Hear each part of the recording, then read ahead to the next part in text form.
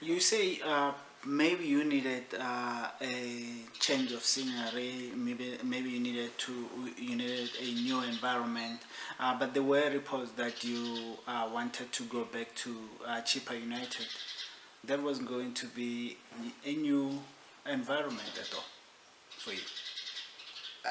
The cheaper thing just came when Mapeza Yeah. resigned. There was no intention.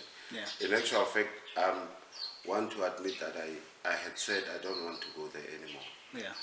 But when that gap came and somebody asked me, I said, look, I've thought this thing over. Yeah. And I said, it's very funny Yeah.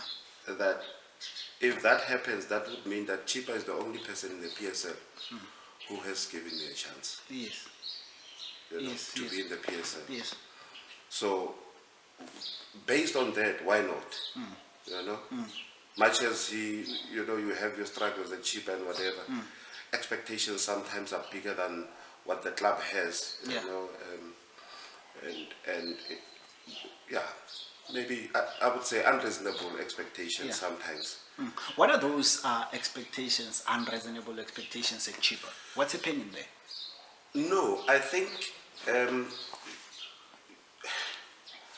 they expected success with limited resources. Yeah.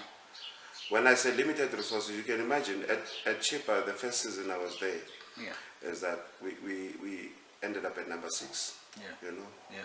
qualified for the semi-finals after that of the MTN 8. But then players were sold. You see, Yeah. and you cannot replace that easily. You've got to be reasonable and say, I've sold players, now we are starting afresh. What do I do? You know, because you're forever starting afresh. Yeah. And for me, that's the unreasonable part of it. Yeah. You know, because you don't have, and you don't have a check to buy players. I've never bought players in my career. I've never been afforded a chance to say, no, we are buying that one, or do you want that one? We'll buy him. You know, no. Yeah. I've always been looking at, who's out of contract. Maybe I can grab that one.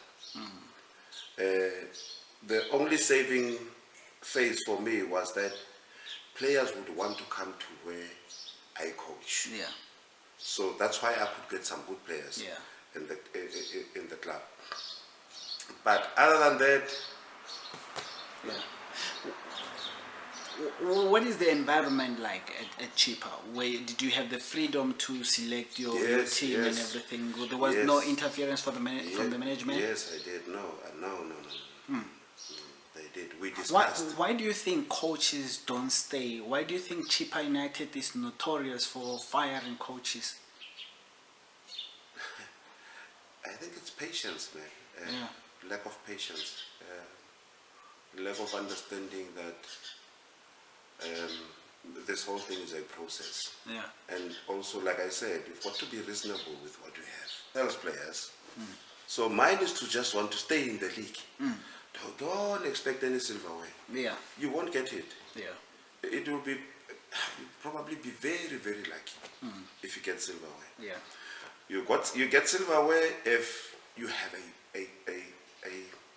a consistent, solid, matured squad, you know, that has been together for probably over a season or more. Then that's when you start getting things together.